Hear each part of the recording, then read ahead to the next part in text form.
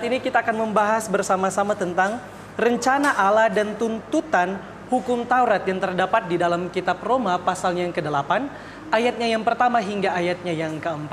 Silakan kepada Bapak Pendeta untuk membuka dengan doa. Pemirsa di rumah, kita semua mari kita buka dengan doa. Allah pencipta alam semesta, Allah yang maha kuasa, Allah Khalik langit dan bumi, Allah yang sangat mengasihi kami, Allah yang mempunyai rencana yang besar dalam kami, Allah yang disembah Abraham, Ishak dan Yakub. Engkau Allah yang kami puji dan kenal, dalam nama Yesus Kristus, Tuhan dan Juru Selamat kami. Segala pujian, hormat dan syukur kami kembalikan dan naikkan kepadamu, sebab Engkaulah segala-galanya. Engkaulah yang layak dipuji. Engkau yang luar biasa. Tanpa Engkau kami tak dapat berbuat apa-apa. Bapa, terima kasih kami syukurkan untuk waktu yang Kau berikan kepada kami pada acara spesial yang disiapkan oleh TVRI Manado, Mimbar Agama Kristen Kabar Sukacita. Bapa dalam surga, biar Engkau jadikan acara ini, momen saat ini, isi hati Bapa Sorgawi tersampaikan kepada pemirsa di rumah maupun kami yang ada di studio, umat-umat Tuhan, anak-anak Tuhan, ciptaan Tuhan yang Tuhan kasihi. Tapi sebelumnya ampunilah segala pelanggaran dosa kami. Karena kekudusan-Mu Engkau tidak bisa kompromi dengan salah dan dosa. Namun Engkau berkata kalau kami mengaku, Engkau mentahirkan kami, mengampuni kami dan menyucikan kami dengan darah Yesus. Tahirkan kami saat ini juga, baik kami di studio, pemirsa di rumah, termasuk yang menyaksikan siaran-siaran ulang dari acara ini. Tuhan terus bekerja memberkati kami semua.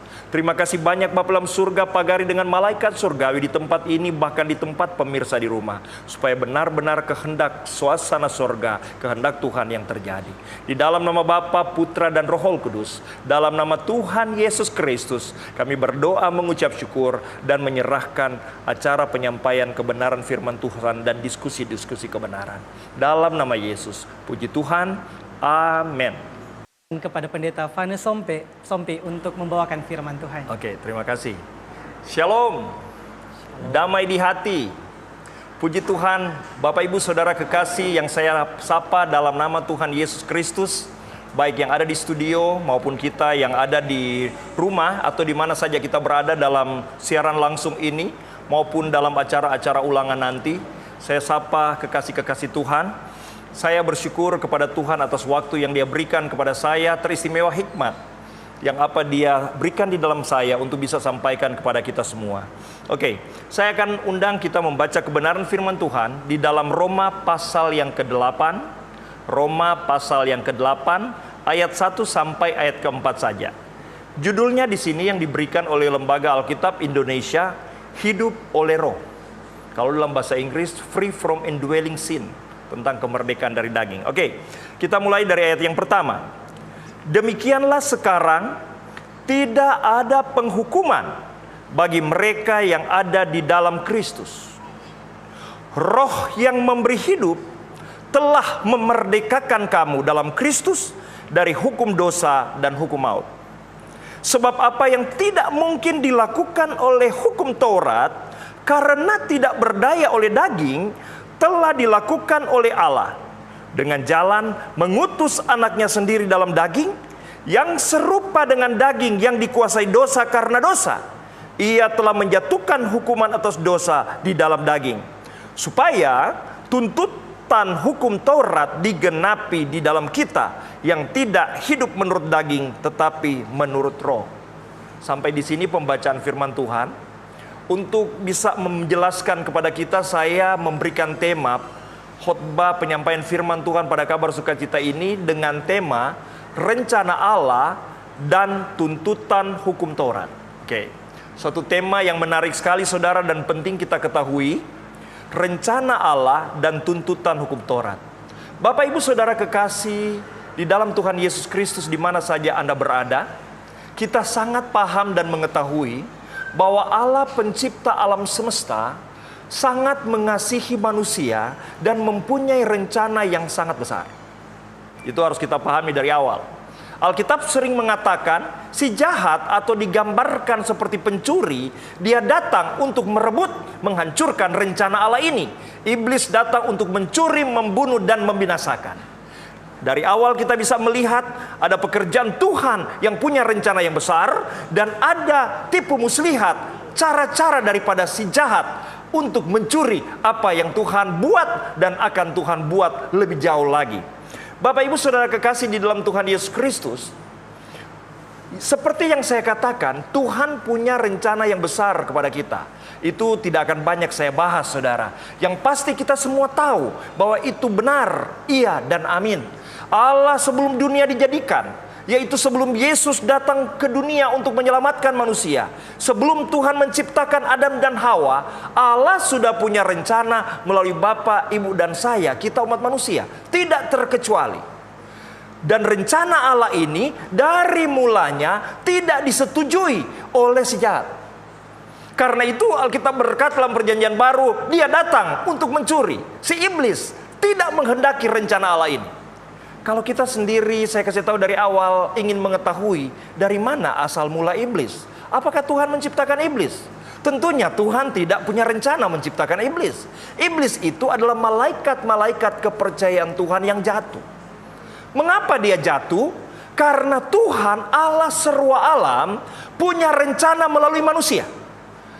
Dan iblis tidak mau, para malaikat itu tidak mau pada waktu itu, Lucifer dan antek-anteknya tidak mau kalau rencana mulia Allah ini terjadi kepada manusia, sehingga posisi para malaikat menjadi level 3. Kita kan sudah tahu bersama, Alkitab berkata dalam Alkitab, bahkan dalam Korintus, bahwa tidak tahukah kamu hai orang yang percaya yang sudah dipulihkan oleh Tuhan, one day atau satu saat kita akan memerintah malaikat.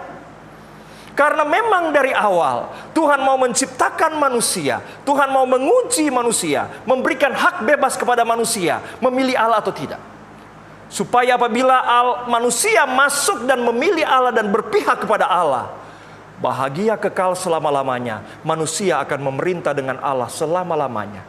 Baik di dunia sebagai pemerintahan Kristus di muka bumi kerajaan 1000 tahun damai, maupun di Yerusalem baru. Dan ini yang tidak dikehendaki. Makanya saudara kasih dalam Tuhan, sebagai hamba Tuhan yang sudah melayani Tuhan lebih dari 35 tahun, saya ingin siapapun saudara, umat Tuhan yang Tuhan kasihi, mari saya ingin kembali fokuskan kita kepada rencana Allah sebelum dunia dijadikan kepada kita, yang menyebabkan si jahat tidak mau. Karena apabila kita tidak memahami rencana Allah ini, kita akan masuk dalam taktis atau tipu daya si jahat. Makanya kita melihat di dunia ini ada penderitaan, ada kemiskinan, ada perpecahan. Orang kerja dari pagi sampai larut malam, tidak mampu mencukupi kebutuhan, kekosongan hati datang, persaingan segala macam. Itu pekerjaan si jahat. Allah tidak punya rencana demikian, asalkan kita mau taat. Ini yang kita akan bahas, saudara. Karena rencana Allah adalah, makanya saudara perhatikan, di dalam doa Bapa kami, Yesus mengajarkan berdoa begini. Berdoalah begini, datanglah kerajaanmu. Jadilah kehendakmu di bumi ini seperti di surga. Di surga itu suasana damai, sejahtera, sukacita. Tidak ada persaingan, tidak ada iri dengki. Nah, ketika Tuhan mau memilih manusia, dia sengaja malaikat yang memberontak itu ditempatkan bukan di planet Mars, tetapi di bumi untuk menggoda kita. Dan manusia sengaja diberikan daging, karena daging itu selalu mengingini apa yang bertentangan dengan kemauan Tuhan atau kemauan roh. Sengaja, saudara. Jadi di bumi ini kita ditempatkan untuk memilih. Nah, apabila kita memilih sesuai dengan maksud Tuhan, kita akan masuk pada rencana kelimpahan Tuhan di dunia dan akhirat. Ini yang saya mau kita pahami. Karena tentunya kita sebagai hamba Tuhan bukan berteori. Saya hamba Tuhan merasakan, mengalami. Dan dengan segenap hati, saya mau kebenaran yang saya alami tentang janji Tuhan. Yang kebenaran ini dikatakan begini, saudara. Di dalam ayat 1 dikatakan, demikian sekarang tidak ada penghukuman bagi mereka yang ada dalam Kristus. Perhatikan, ketika berbicara penghukuman ini, Alkitab tidak berbicara tentang penghukuman api neraka. Penghukuman di sini, saudara, itu menjelaskan tentang ada hukum yang bekerja. Kenapa dia jatuh? Karena ada hukum yang menarik yang disebut hukum gravitasi. Kalau saya lepas step ini di bulan, tentu tidak akan jatuh. Karena di bulan tidak ada hukum gravitasi yang menarik. Jadi kata penghukuman di sini, di dunia ini berlaku hukum yang akan menarik manusia dalam dosa dan di dalam maut. Dan hukum itu diberikan oleh si jahat ketika nenek moyang kita Adam dan Hawa jatuh ke dalam dosa. Jadi ketika Adam dan Hawa tidak memakan buah pohon kehidupan, tidak mentaati Tuhan, hukum dosa dan hukum maut, atau orang bilang akan selalu jatuh. Itu terjadi kepada manusia. Itu yang ada dalam daging. Itu yang disebut dalam bahasa Inggris indwelling sin. Nah, jadi manusia saudara, dia hidup dalam persaingan, kehancuran, perpecahan, iri dengki, materialistis, dan segala macam. Itu karena ada hukum. Makanya ketika Yesus ada di muka bumi, ahli Taurat ingin menghakimi orang berdosa. Yesus bilang, ampuni mereka, mereka tidak mengerti apa yang mereka buat. Karena perbuatan manusia di dunia ini disebabkan yang paling utama adalah ada benih iblis atau ada yang hukum yang terjadi dalam tubuh manusia. Ini kesalahan pertama, ini masalah manusia di Taman Eden. Kemudian saudara, saya kasih tahu ya. Jadi iblis mengalihkan rencana Allah yang mulia karena manusia jatuh dalam dosa dan ada hukum yang menarik dia untuk jatuh. Kemudian di zaman Israel, Allah menghendaki memilih umat yang setia kepada Allah dengan memberitahukan sifat-sifat Tuhan dengan membuat aturan. Jangan begini yang kita kenal dengan hukum Taurat. Hukum Taurat itu ditambahkan supaya manusia tahu bahwa Allah itu hidup. Jangan menyembah berhala dan lain-lain, harus mengasihi manusia. Itu sifat-sifat Allah yang bisa kita pelajari dalam hukum Taurat. Tetapi saudara kasih dalam Tuhan, Alkitab memberitahukan di sini, hukum Taurat itu cuma ngasih tahu peraturan. Tapi hukum Taurat tidak bisa menolong. Contoh begini saudara, manusia waktu dalam dosa dianalogikan menjadi seekor babi. Seperti seekor babi. Babi itu senang kolam, walaupun dia dilatih tempat bersih, dia akan senang kubangan. Yang menyebabkan itu bukan karena babinya. Di dalam babi ada hukum, ada hayat babi. Kalau hayat kucing, dia akan senang tempat yang kering. Kalau hayat babi, dia akan senang tempat yang kotor. Jadi hayat itu yang menyebabkan manusia tidak bisa melakukan kehendak Allah. Itu masalah pertama saudara. Jadi ketika manusia sudah jatuh Taman Eden, punya masalah hukum dosa masuk, Tuhan turunkan hukum Taurat pada zaman Musa. Peraturan-peraturan ini cuma bisa memberitahukan, tapi tidak bisa menolong. Allah nanti akan menolong manusia, caranya adalah pelanggaran Adam dan Hawa di Taman Eden dihapus dengan karya Yesus Kristus. Kemudian masalah hukum Taurat yang menyebabkan dia cuma bisa memberi aturan, tidak bisa merubah seekor babi untuk hidup seperti kucing, diganti Tuhan dengan cara operasi, atau dalam bahasa Alkitab dilahirkan kembali dari benih yang tidak fana. Jadi waktu Yesus mati dia bangkit, di dalam Yesus keluar yang namanya benih ilahi atau Zoe. Dia merubah setiap orang percaya dari dalam, sehingga kita mematuhi hukum bukan karena kehebatan kita, tetapi ada kekuatan, ada firman, ada hukum yang dari dalam. Makanya ketika saya gambarkan tadi hukum Taurat yang selalu menyeret ke bawah, bagaimana caranya supaya tap ini tidak jatuh ke bawah? Bukan cara menghilangkan hukum Taurat, bukan menghilangkan hukum dosa dan hukum maut. Bisa kita gantungkan hukum gas, balon gas. Kalau kita bantukan balon gas, hukum gas adalah menarik ke atas. Jadi untuk bisa memerdekakan manusia dan mengembalikan manusia pada rencana Allah, Yesus bukan saja mati dan menebus kita, tetapi Yesus melahirkan kita, menggantikan hayat menjadi hukum yang bisa menarik ke atas atau yang disebut hukum roh. Jadi saudara kasih dalam Tuhan, kita perhatikan karya Tuhan yang luar biasa, karya Yesus yang tidak bisa digantikan oleh apapun juga. Peraturan-peraturan tidak sebanding. Peraturan hanya merubah etika moral, tapi tidak bisa merubah dari dalam. Tetapi karya Yesus menebus manusia dengan darah yang mahal. Dia yang tak bersalah rela dimatikan, saudara kasih dalam Tuhan, secara daging. Tapi secara Allah, dia adalah Allah yang hidup. Dan sesudah dia melakukan itu, saudara kasih dalam Tuhan, tuntutan hukum Taurat dia genapi. Saya baca ulang ayatnya karena kita sudah mulai mengarah ke sana di dalam ayat ketiga. Perhatikan saudara. Sebab apa yang tidak mungkin dilakukan oleh hukum Taurat. Jadi Taurat cuma bilang begini, hai babi, jangan mandi kubangan, itu banyak bakteri. Dia cuma ngasih tahu, tetapi dia tidak bisa memampukan. Apa yang tidak bisa dilakukan oleh hukum Taurat? Jangan mencuri, jangan memburu, jangan berkelahi, jangan perpecahan, jangan iri dengki. Tidak akan mampu manusia. Makanya kekristenan tidak bisa menjadi kekristenan KTP. Kekristenan harus melewati suatu proses pertobatan sejati yang benar-benar membutuhkan Yesus, supaya darahnya mentahirkan, menyucikan kita, dan di dalam kita terbit atau tercipta kekuatan Allah yang akan menyebabkan benih di dalam kita berubah. Mungkin ini perubahan Allah saudara bertahap, seperti babi ya. Mungkin hayatnya telah berubah seperti kucing. Ya, hayatnya berubah seperti kucing, keinginannya tidak ada lagi di sana. Kemudian selanjutnya Tuhan merubah paradigma, dan Tuhan akan merubah daging kita, yang di dalam Alkitab bilang, kalau roh yang membangkitkan Yesus dari antara orang mati diam di dalam kamu, maka sekalipun tubuh kita mati akan hidup. Artinya ada hukum roh yang bekerja memerdekakan kita. Umat Tuhan, saya tidak perpanjang kebenaran ini. Yang pasti kita sudah dapati apa dikatakan Alkitab, yang tidak mungkin dilakukan oleh Taurat. Taurat itu baik, ada peraturan. Karena tak berdaya oleh daging. Jadi memang tak berdaya kita ini. Makanya Yesus tidak senang orang yang suka menghakimi. Yesus tidak pernah menghakimi. Dia tahu kalau orang masih dalam dosa karena hayatnya memang hayat demikian. Kalau orang itu sudah mengenal Tuhan, dibasuh ditebus oleh Tuhan, di dalamnya terjadi operasi kelahiran kembali. Hayat kita, hayat roh kita diganti dengan benih ilahi, maka akan memberi kemampuan.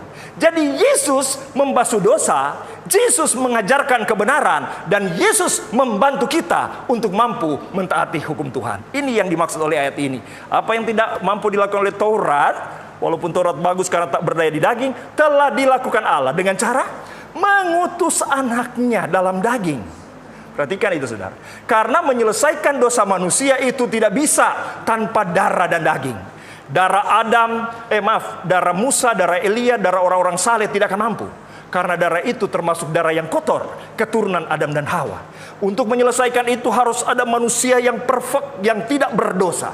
Semua manusia sudah berdosa. Allah ingin menolong, Allah tidak punya darah. Karena itu Allah harus menjelma menjadi manusia. Cuma pinjam rahim Maria supaya tercipta daging dan darah. Dan daging dan darah menurut ayat ini bukan berdosa seperti kita lahir karena dosa keturunan. Di sini dikatakan menjadi dosa karena dosa. Di Getsemani Tuhan tak berdosa baik roh, jiwa, dan tubuhnya. Tetapi karena dia harus menjadi Adam kedua, menggantikan kita, dosa masuk. Walaupun dia berkata kalau boleh lalukan cawan ini, tetapi demi rencana Allah kehendak Tuhan jadi, harus ada yang dikorbankan. Dosa masuk dan dia terputus dengan Allah secara manusia. Dan dia jadi dosa karena dosa.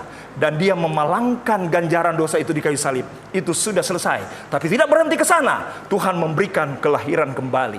Makanya semua ayat Alkitab berkata, kalau engkau tidak dilahirkan kembali, engkau tidak bisa melihat surga.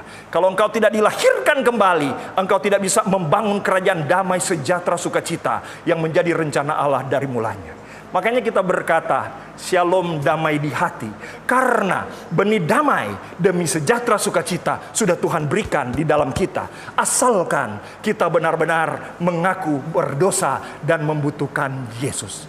Umat Tuhan yang Tuhan kasihi, semoga apa yang kita bahas saat ini akan berkembang di dalam dialog sebentar. Karena saya masih menyentil tentang rencana Allah secara garis besar dan bagaimana Allah menyelesaikan itu.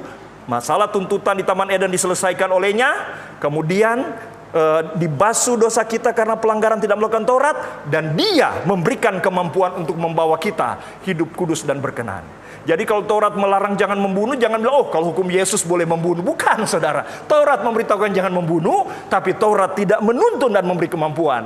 Tetapi kita akan melakukan lebih dari itu, bahkan bukan membunuh. Membenci saja kita tidak mampu karena ada kekuatan dari dalam. Itulah yang membedakan kita Kristen KTP atau benar-benar Kristen yang sudah dibasuh dan mengalami kelahiran kembali.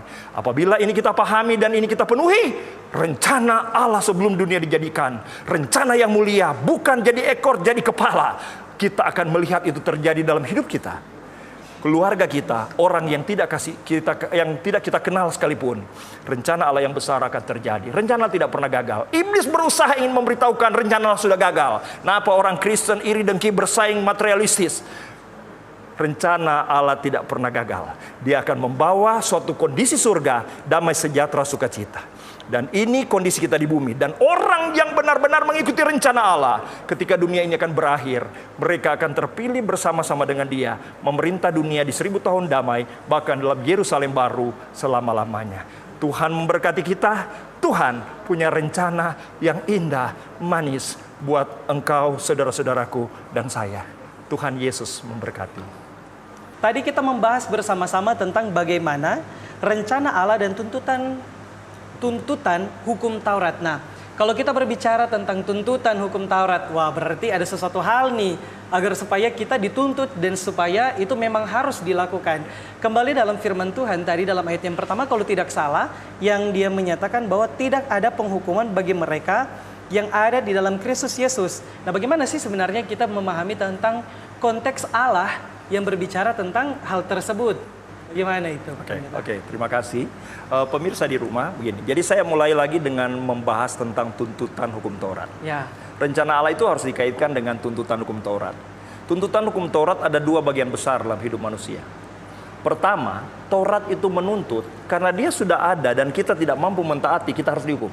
Itu tuntutan pertama. Ya. Makanya Yesus harus datang pertama, melakukan Taurat dan dia menerima hukuman. Padahal ketika dia melakukan hukum Taurat, dia tidak layak dihukum. Dia melakukan itu untuk menggantikan kita yang tidak taat. Jadi Taurat yang telah diturunkan harus digenapi. Ketika kita tidak menggenapi itu, saudara kasih dalam Tuhan, kita harus dihukum. Dan Yesus telah menggantikan itu. Itu tuntutan pertama. Tuntutan kedua dari hukum Taurat adalah kita harus sempurna. Kita harus mengasihi Allah. Kita harus mengasihi manusia. Kita harus sempurna. Itu tuntutan hukum Taurat. Makanya Yesus datang untuk bisa menjawab tuntutan hukum Taurat itu. Atau dengan kata lain, yang tadinya ada Taurat menuntut kita, kalau saya gambarkan misalnya, setiap manusia harus mengangkat berasnya sendiri seberat 1 ton. Itu tuntutannya. Dan itu harus dibayar. Yesus datang untuk mengangkat itu. Bahkan dia memampukan kita untuk bisa mengangkat beras itu. Jadi bukan dihapus Taurat itu. Tuntutannya tetap ada. Caranya bagaimana? Tangan kita diserahkan di atas barang yang bermuatan 1 ton. Kemudian tangan Tuhan di bawah tangan kita. Begitu cara Tuhan menolong dengan hukum roh. Jadi yang dimaksud dengan tuntutan hukum Taurat adalah hukum yang telah laku harus dilakukan. Apabila tidak, mereka yang tidak melakukan harus dihukum. Dan Yesus sudah membayar itu. Tuntutan kedua, dia bukan berarti tidak boleh mencuri, membunuh. Kemudian sekarang boleh bebas dan bisa menyalahgunakan. Bukan, justru lebih tinggi. Makanya dia katakan dalam hukum, kalau dulu kamu telah dengar, jangan mencuri, aku berkata kepadamu, yang hukum aku tegakkan adalah mengingini barang orang lain. Saja tidak boleh karena itu sudah mencuri. Membunuh bukan harus menghilangkan nyawa, membenci saudara. Berzina itu bukan nanti persinahan. Engkau menginginkan lawan jenis, itu sudah tergolong berzina. Jadi tuntutan hukum Yesus akan buat ke kita lebih tinggi dari tuntutan hukum Taurat. Itu luar biasanya saudara. Itu kira-kira gambaran awal yang kita bisa berikan. Dan kenapa Taurat atau Tuhan akan membawa kita hidup sempurna itu? Karena kita akan bermitra dengan Allah yang kudus, adil dan benar. Sekalipun dia Allah yang mengasihi kita, dosa masih akan merupakan pemisah. Makanya dalam ayat lain kan dikatakan begini pemirsa.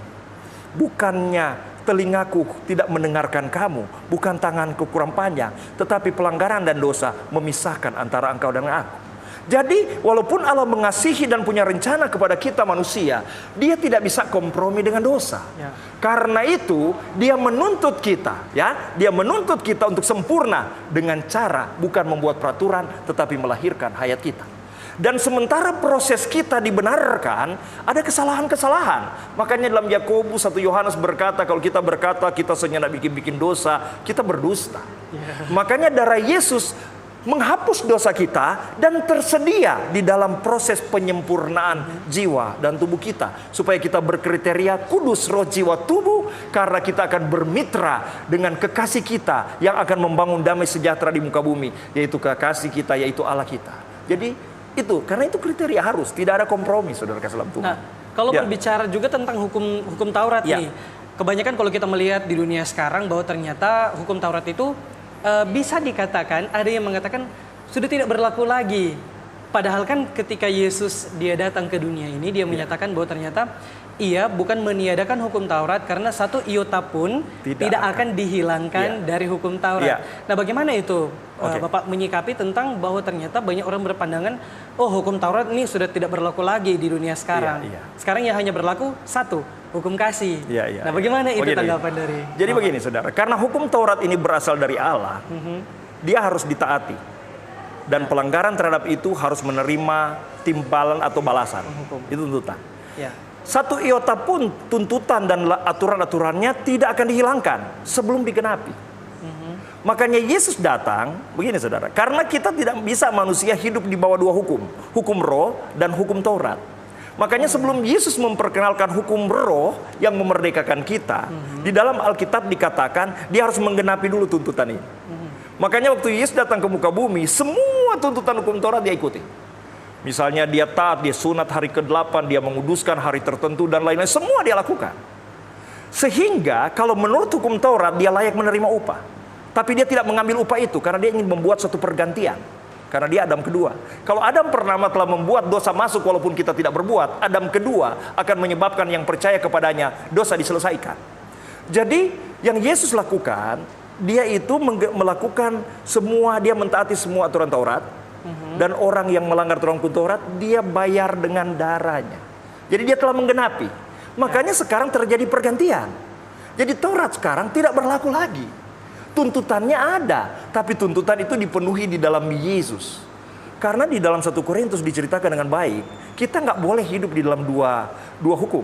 Atau dikatakan di sana bahwa kita yang sudah terikat dengan hukum dengan istri yang satu, kemudian kita berminat dengan yang lain, itu terjadi poligami.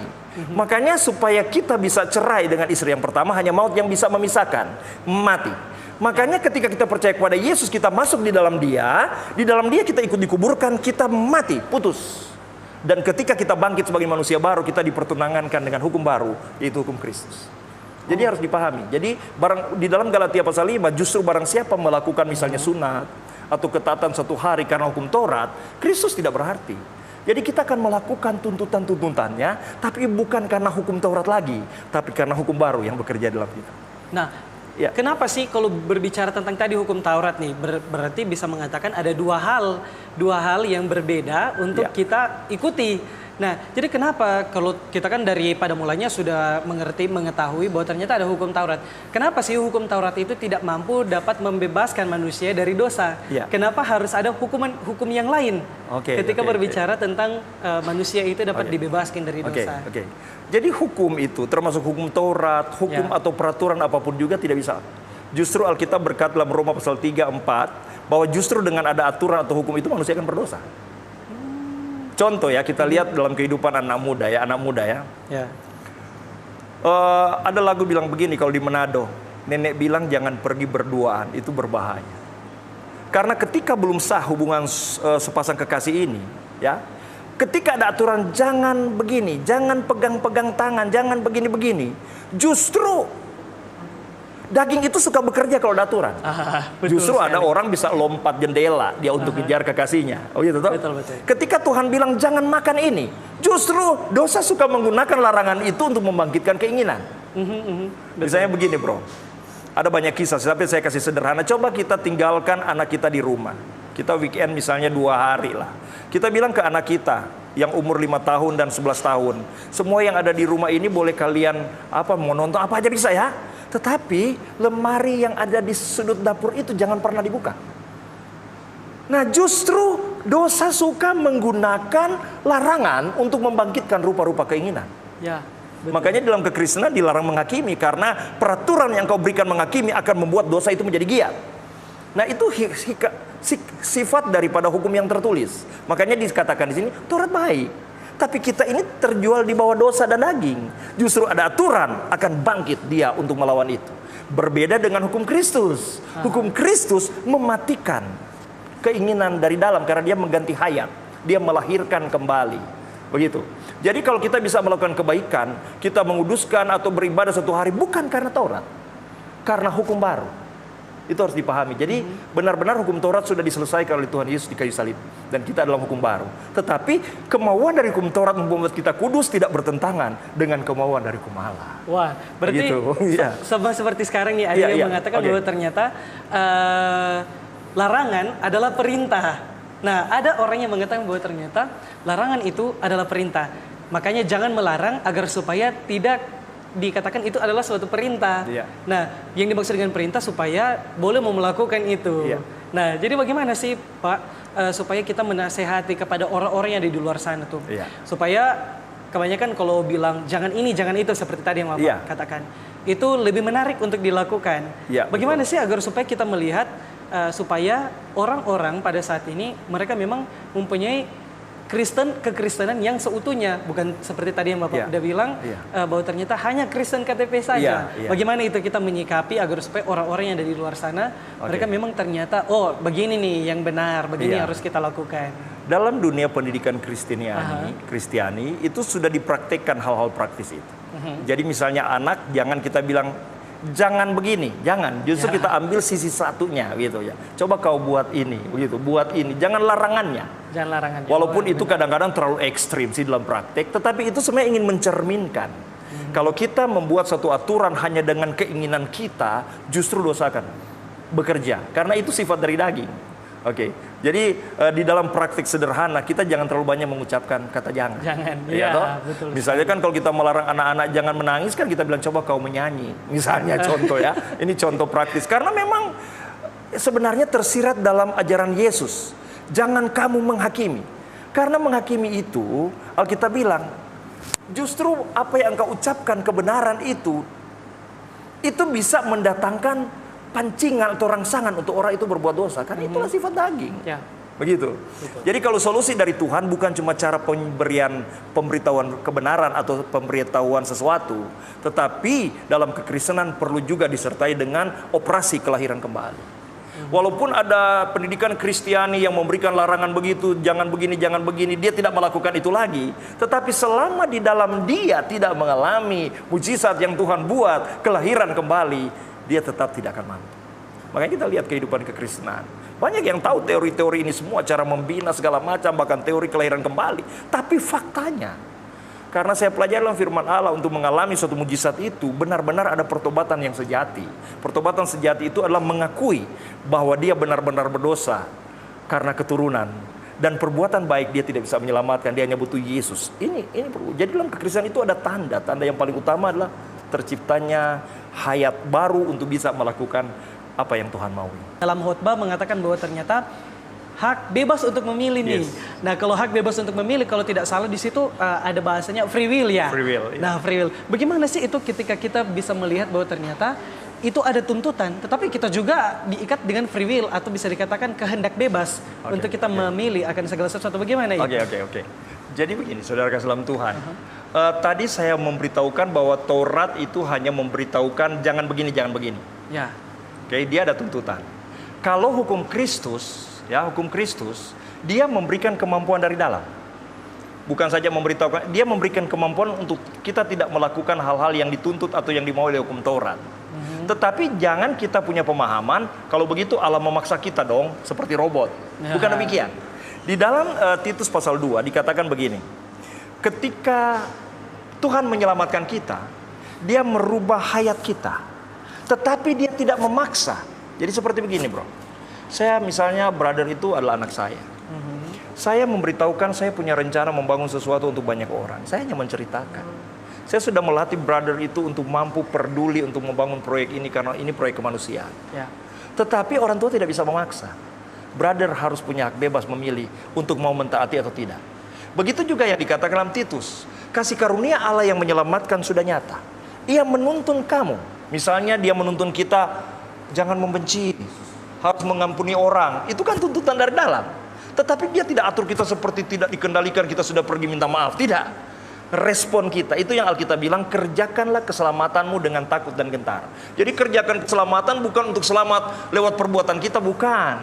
Keselamatanlah kasih karunia Allah. Artinya kasih karunia yang menyelamatkan menyebabkan hati kita ingin hukum. Tapi Tuhan tidak paksa. Tapi Tuhan sudah gerakan hati kita. Kalau kita mau merealisasikan itu, dia turut bekerja untuk itu terjadi. Itu free will-nya di situ. Bukan dikendalikan seperti robot, bukan. Diberikan kemauan. Seperti saya bilang begini, tolong dong tante yang di sana, kasihan mereka susah banget. Tapi saya tidak paksa. Itu kerja daripada roh Tuhan. Saya tertarik juga dengan apa yang Bapak bahas tadi dalam khotbah yang berbicara tentang segala sesuatu yang ada di dunia ini, segala sesuatu dalam kehidupan kita itu adalah campur tangan Tuhan, itu adalah dalam kehendak daripada Tuhan Allah. Nah, bagaimana sih ketika kita menyikapi, kita melihat bahwa ternyata ada orang yang mengalami kecelakaan, ada orang mengalami kematian, kedukaan, dan lain sebagainya. Apakah itu bisa dinyatakan bahwa ternyata itu adalah rencana daripada Allah di dalam kehidupan sebagai umat manusia? Atau bagaimana itu, Bapak? Ini begini, saudara kekasih dalam Tuhan Yesus Kristus, Alkitab sendiri menceritakan di dalam Wahyu, ya, bahwa si jahat itu dia diberikan kuasa untuk menyebabkan kematian, pembunuhan, bahkan menyebabkan penyakit dan lain-lain. Tetapi yang tidak bisa diganggu adalah minyak dan anggur. Minyak dan anggur ini anggur menggambarkan tentang orang yang dibasuh oleh darah Yesus. Minyak ini gambaran orang yang dipimpin oleh Roh dan hidupnya bukan duniawi, bukan kedagingan, tapi yang patuh kepada Roh. Orang-orang ini satu rambut saja jatuh tidak bisa. Nah, makanya kadang-kadang kita jadi simpang siur karena kita masih sukar membedah antara kekristenan KTP dengan kekristenan original atau asli seperti yang Tuhan mau. Yang sering kali kita katakan itu terjadi begini, dia orang Kristen. Nah, ini sukar dijawab, kita nggak bisa menghakimi. Karena si penjahat saja, kalau dia Kristen namun dia penjahat, ketika dia mati, pasti pendeta memberitahukan bahwa dia sudah ada bersama dengan Tuhan di surga. Begitu toh? Ini keterbatasan bahasa kita untuk ngejudge. Tapi sebenarnya realita, janji Tuhan iya dan amin. Kalau kita tergolong menghargai dan dibasuh oleh darah Yesus, dan kita dipimpin oleh Tuhan, pengurapan Tuhan terjadi kepada kita, semua yang terjadi seizin Tuhan. Kalaupun harus mengalami seperti misalnya Lazarus, atau seperti Yesus sendiri meninggal di usia 33, kita akan katakan itu rencana Allah. Tetapi kalau terjadi kepada orang-orang yang dalam tanda kutip di mata Tuhan sebenarnya dia belum tergolong anak Tuhan yang sejati, bukan karena perbuatannya, tetapi kita melihat dari hayatnya, dari cara berpikir dan lain-lain, sebenarnya banyak terjadi karena Tuhan serahkan kepada si jahat. Begitu saudara kasih dalam Tuhan. Karena Tuhan tidak pernah merancangkan yang jahat. Jadi bagaimana sih kita dapat menjelaskan nih kepada orang-orang yang ada di luar sana bahwa ternyata apa yang terjadi di dalam kehidupan kita sekalian itu adalah bukan Allah yang menghendaki bahwa ternyata ada kecelakaan dalam kehidupan kita. Bagaimana agar supaya kita dapat menjelaskan apalagi kepada anak-anak muda nih. Karena kebanyakan anak-anak muda apalagi Gen Z ini yang bisa dikatakan mentalnya bisa dikatakan mental di bawah nih karena kita juga Gen Z. Jadi bagaimana nih supaya menjelaskan kepada anak-anak muda, oh ternyata apa yang terjadi dalam kehidupan kita itu adalah kuasa daripada Tuhan, meskipun dalam kecelakaan, tetapi itu bukan rencana daripada Tuhan, itu rencana daripada si jahat menurut Bapak Pendeta tadi. Bagaimana itu Pendeta? Oke, pertama saya jelaskan dulu dari awal. Kita harus bisa bedakan misalnya ada sesuatu yang terjadi misalnya kepada Ayub, kepada orang yang mati zahid. Ini terlepas dari itu ya. Kita membahas tentang normal, natural begitu ya. Secara natural, saudara kasih dalam Tuhan, kita tuh punya tanggung jawab untuk hati-hati. Kita punya tanggung jawab untuk jangan ngebut-ngebut. Kita punya tanggung jawab untuk jangan mabuk pesta pora. Karena itu akan ada sesuatu yang akan terjadi dan kita tidak bisa katakan itu seizin Tuhan. Karena dikatakan begini, jangan engkau menderita. Jangan engkau menderita karena salah sendiri, karena mencuri dan lain-lain. Jadi harus kita bisa bedah itu. Jadi anak-anak muda, saudara kekasih dalam Tuhan dimanapun juga, Allah punya rencana bukan rancangan kecelakaan. Langkah pertama yang harus Anda ambil adalah introspeksi diri. Apakah benar-benar Anda tergolong anak Tuhan yang sejati, yang hidup Anda diarahkan untuk kemuliaan Tuhan? Dia memproteksi. Kalaupun terjadi sesuatu Tuhan izinkan, kita jangan bersungut. Karena dibalik misalnya penderitaan seperti Sadrak, Mesak, Abednego, Yusuf sempat dikucilkan segala macam, tetapi mereka sadar ini Tuhan izinkan. Yang berbahaya orang yang tak berkriteria, namun dia cepat mengambil kesimpulan ini salib. Makanya kekristenan itu selain kita punya hubungan dengan Tuhan, kita kan punya mentor-mentor, punya pendeta, penatua untuk mampu mengidentifikasi permasalahan yang saya hadapi ini karena kesalahan saya atau Tuhan izinkan itu terjadi. Ini kita diharapkan harus terbuka dalam kehidupan berjemaat dan menghargai hamba-hamba Tuhan, gembala, penatua, senior-senior kita. Karena kita tidak bisa melihat semua dengan sempurna apa yang dalam hidup kita. Ini kekristenan. Jadi Tuhan luar biasa rencana bagi kita. Satu lagi, brother ya. Saya juga membaca dalam Alkitab dan saya pernah sampaikan dalam siaran ini bahwa ada penyakit-penyakit yang disebabkan karena salah perjamuan. Jadi walaupun dia orang Kristen, ini sebenarnya tuntutan sudah lebih tinggi, saudara. Kalau sudah jadi orang Kristen diselamatkan oleh Tuhan, kita berbuah untuk Tuhan, dan ujung hidup kita harus mengerti rencana Allah. Kita harus jadi orang yang mempersatu. Yesus mati untuk mempersatukan kita, nggak boleh memecah-mecah. Karena kepentingan golongan, kepentingan diri sendiri, nggak boleh kita memecah. Dan apabila kita melakukan itu dengan paksa, kita dikatakan banyak yang sakit dan mati. Kita perjamuan menganggap ini tubuh Kristus, roti ini dipecah-pecah buat kita terlibat dalam praktek praktis untuk memecah-mecah tubuh Kristus. Itu bukan banyak penderitaan. Ya. Dan itu tidak bisa kita katakan penderitaan karena Tuhan izinkan. Itu karena kesalahan-kesalahan yang dibuat.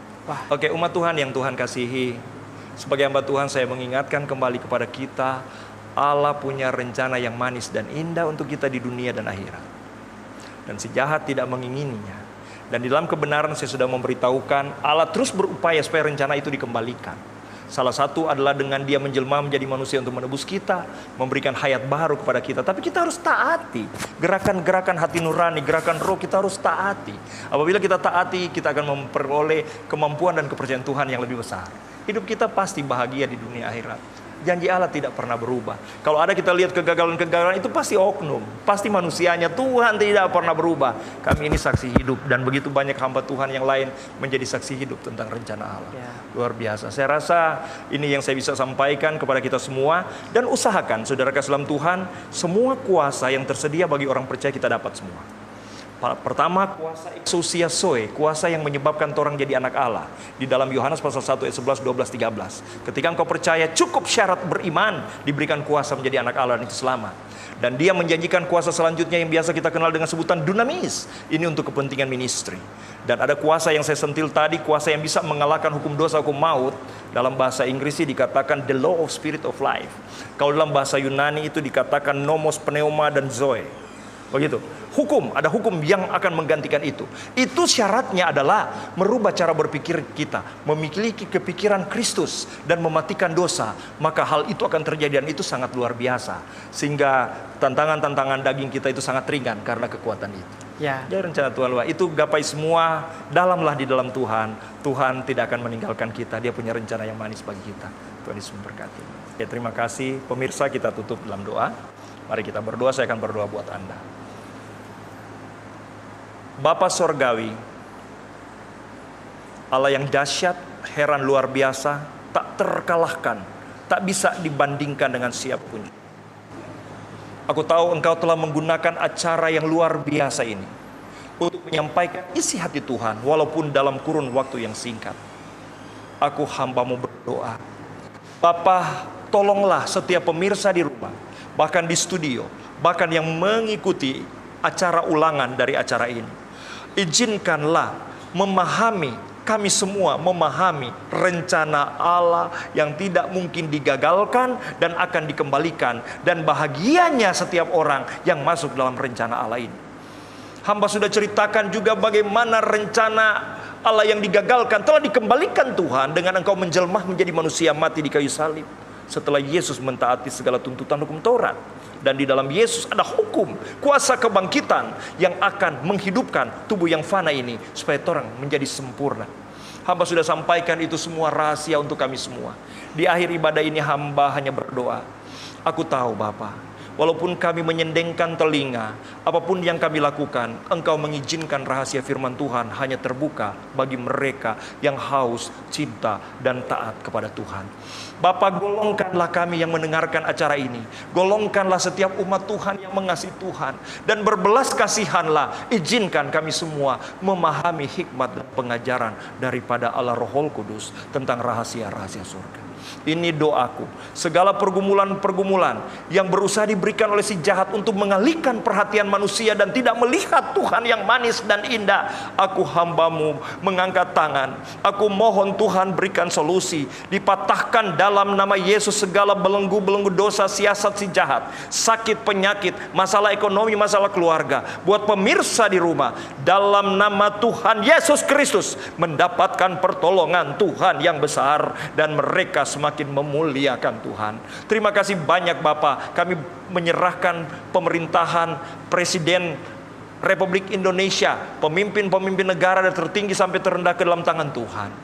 Tokoh-tokoh gereja juga kami serahkan semua ke dalam tangan Tuhan. Berikan hati yang tak mudah terluka. Berikan hati yang tidak menghakimi. Berikan hati yang memahami arti roti yang dipecah. Supaya dalam pelayanan kami semua mempersatukan tubuh Kristus. Diberkatilah semua Tuhan. Teristimewa aku hamba-Mu berdoa khusus untuk Tuhan pimpinan atau pengelola atau TVRI, khususnya TVRI Manado, Bapa Sorgawi, tidak ada yang hamba bisa berikan kepada mereka. Mereka telah memberikan waktu, bahkan media ini, untuk menjadi berkat bagi banyak orang. Diberkatilah pimpinan yang tertinggi sampai semua yang terlibat. Dalam nama Tuhan Yesus, aku mohonkan blessing Tuhan terjadi. Di akhir ibadah ini, izinkan aku mengangkat tangan dan melepaskan berkat kepada semua. Di dalam nama Bapa, Putra, dan Roh Kudus. Dalam nama Tuhan Yesus Kristus, terimalah berkat Tuhan. Terimalah berkat Tuhan yang tak terbatas bagimu dan bagiku. Dalam nama Tuhan Yesus Kristus, kami berdoa, mengucap syukur, dan mengakhiri acara ini. Puji Tuhan. Amin.